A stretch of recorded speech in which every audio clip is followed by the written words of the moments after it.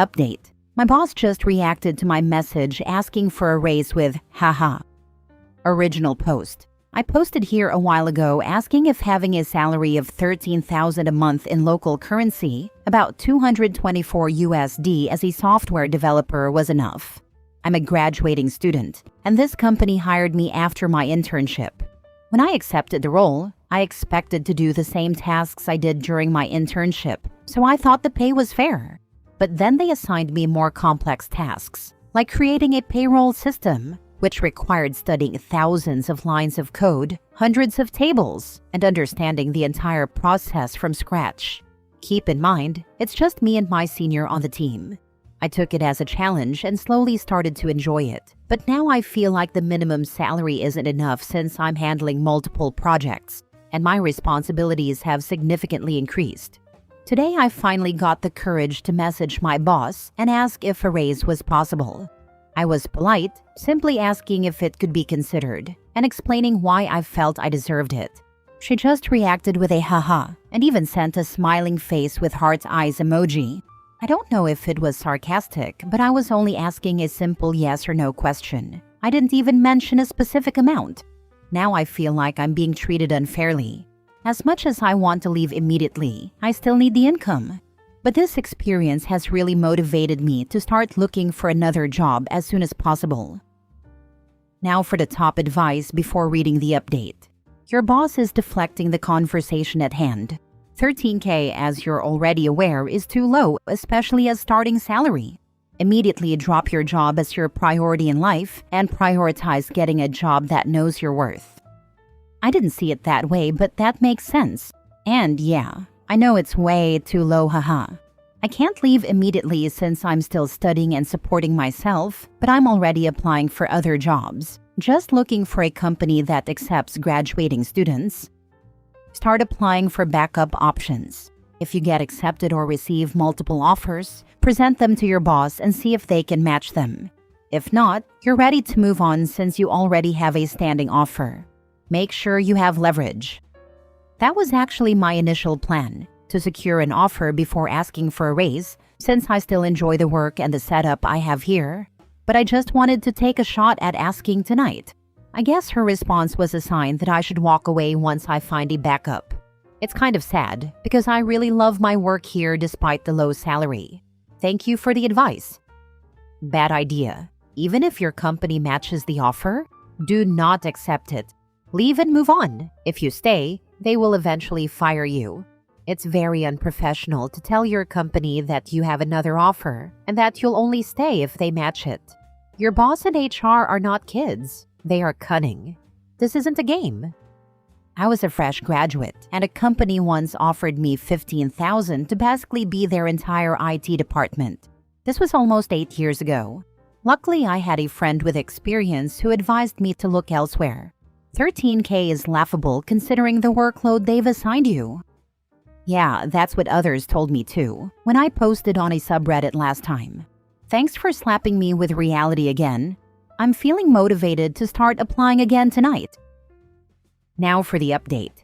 Thank you all for the advice and for giving me a reality check. Here's an update on my situation. I waited 2 days for a proper response from my boss, but I guess her initial reaction was her answer.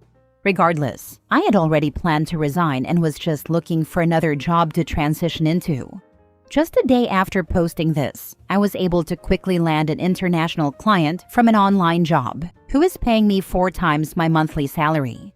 The task seems easier than my usual work, at least in theory, but I still have some concerns since the tools are new to me and different from what I'm used to. However, I believe we grow the most from challenges that scare us. And stepping out of our comfort zone is where real learning happens. So thanks for motivating me to apply. As soon as I secured the deal, I immediately submitted my resignation. My boss later replied, apologizing for the late response and saying she was actually considering my request. She could have mentioned that when I first asked, instead of just reacting with a haha and an emoji though. She then asked if I could at least work reduced hours, since many of their clients had started with me. That honestly made me smile, because suddenly she saw my worth. Yet, when I initially asked for a raise, it seemed like I wasn't even worth a simple response, not even a short yes or no. Unfortunately, I didn't do what some of you suggested, reacting to her message with haha or replying with just a crying emoji. Instead, I told her that I had already made up my mind. I kept it polite because I didn't want to burn any bridges, as I still appreciate the experience I gained from the company. Thank you all for helping me realize my worth. I've learned my lesson, and I will never go through that again. Last time an employer did that to me, I found a new job in 2 weeks, and when I gave notice, he claimed I blindsided him. Happy for you, man. Oh no, how could this be? My employee blindsided me with a resignation just a few weeks after I ignored their request for a raise. Surely it's not about money, right? They just lack loyalty and resilience. This is definitely not my fault. Some bosses, really. So proud of what you did.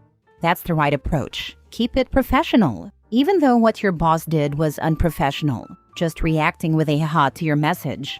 And now, only when you have a better offer does she suddenly see your worth. Good luck on your new job, OP. Thank you. Kill him with kindness, I guess. Congratulations. Are you still going to work on your notice period, bro?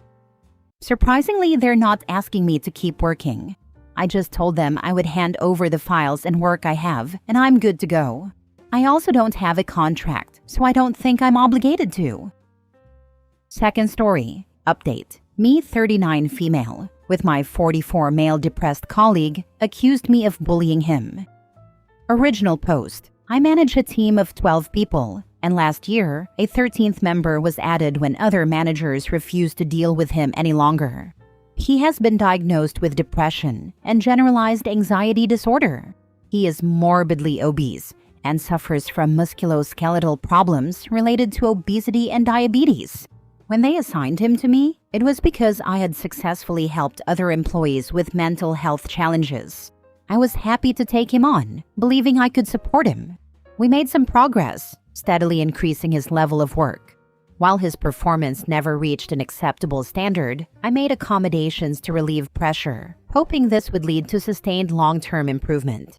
I also arranged for ergonomic equipment to help him be more physically comfortable due to his obesity.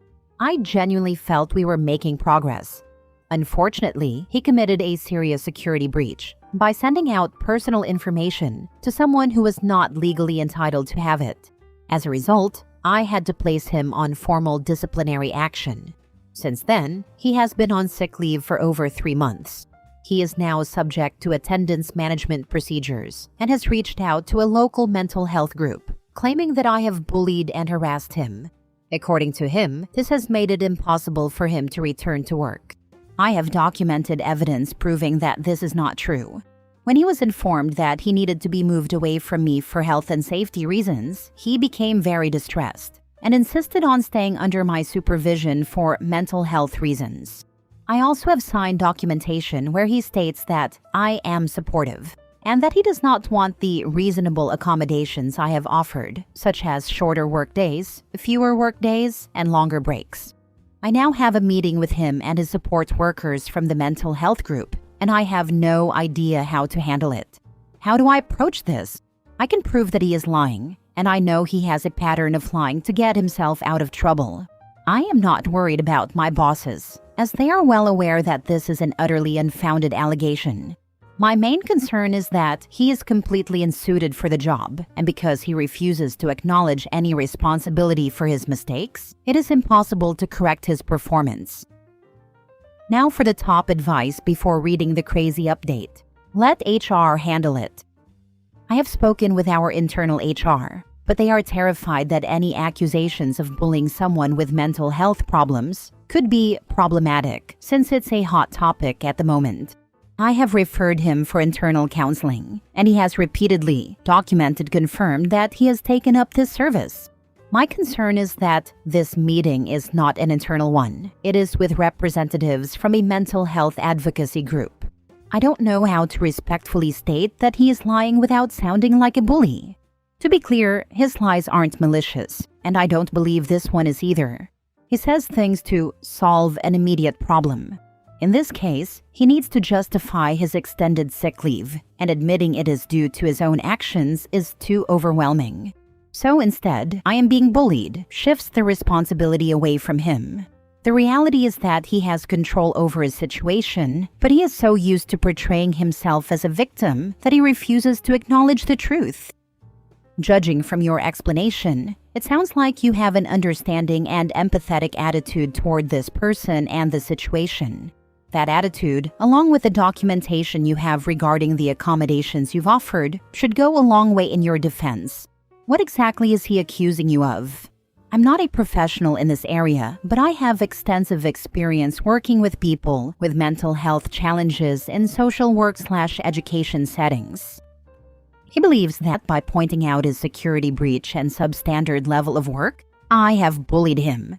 He doesn't deny that he made the mistakes. His claim is that expecting him to improve is a form of bullying and harassment. I have made significant allowances for him.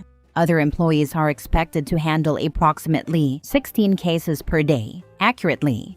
I told him I would be happy with just 2 cases per day if he did them correctly. Unfortunately, he is unable to complete even 2 cases without mistakes. Despite allowing him to work at a much slower pace, he believes that he should be given the same margin of error as someone handling 16 cases.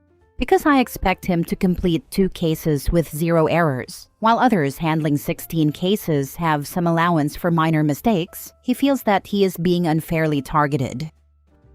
Now for the update. The meeting went ahead as planned, and thanks to the wonderful advice and tips from those who kindly responded, I was calm and felt prepared. Boy, was I wrong. My colleague and his support worker were both present, and the meeting started off well. I asked how he was doing, what steps he was taking to prepare for his return to work, etc., and nothing unexpected came up. As arranged, I brought up the allegations of bullying and asked for specific examples to help me understand what was happening. After worrying myself sick about this, his answer was actually quite disappointing. He provided no examples, only vague explanations about how his anxiety made him overreact to other people's conversations, making him feel like he was being picked on. I advised him, with my boss backing me up, that there was literally nothing I could do about that. I patiently explained that I could not ban people from talking, and I was not going to sit in silence just to ensure he never heard anything he didn't like. My boss also emphasized that his poor performance needed to be addressed, as that was part of my job, and that doing so in no way constituted harassment. His support worker agreed, and we had a brief discussion about how I could communicate with him more effectively. To be honest, nothing they suggested was particularly helpful, but I agreed to be mindful of his condition moving forward. Then things got weird. I asked if there was anything I could do to help him transition back into work. This usually involves a phased return, switching to part-time hours, etc., but not this time. As I was talking, he started taking paperwork out of a folder, and I should have realized something was up when his support worker sighed deeply and slumped down in his chair.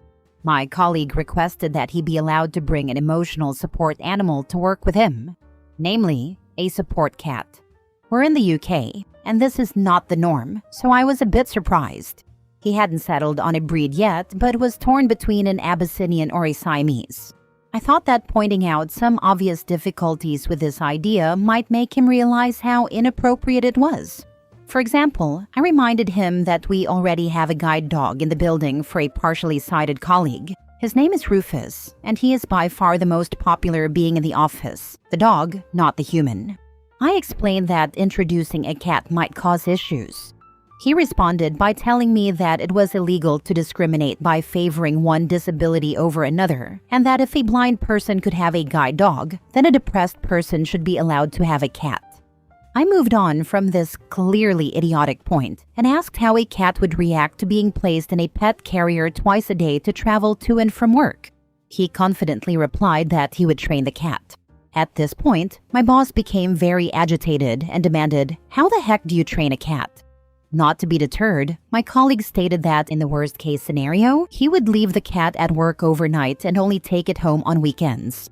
I asked how he intended to handle cleaning the litter box, considering his serious weight issues made bending down difficult.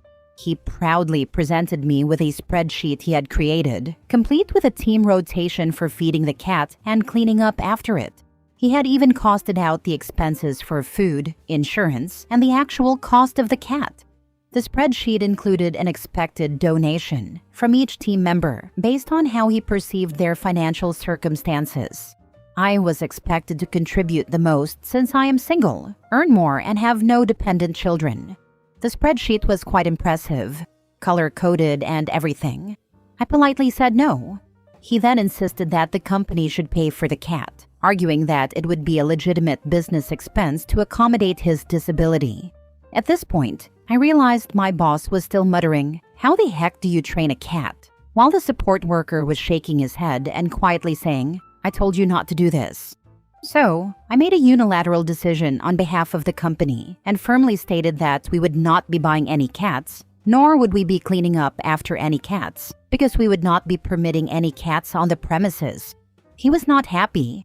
He complained that I was making it impossible for him to return to work. My boss, breaking free from his cat training tangent, decided that we had gone as far as we could for the time being and ended the meeting. As we were leaving, he made a point of telling the support worker, "There will be no bloody cats." The support worker nodded and agreed that this was entirely fair. I didn't hear anything for a week or so, then received another 4-week sick note from him. Per company procedure, I called to check in on how he was doing. He was still very upset about my discriminatory anti-cat stance and informed me that he would be taking it further. 2 weeks later, I received a letter from what initially appeared to be a local solicitor's office. It informed me that I was being sued for breaking disability discrimination laws. However, upon closer examination, the letterhead had been altered to include his home phone number and personal mobile. The address was also incorrect. It wasn't the solicitor's office at all. I'm not sure whose address he used, but it certainly wasn't legitimate. I handed it to my boss, who had also received a letter, and both were forwarded to our legal department.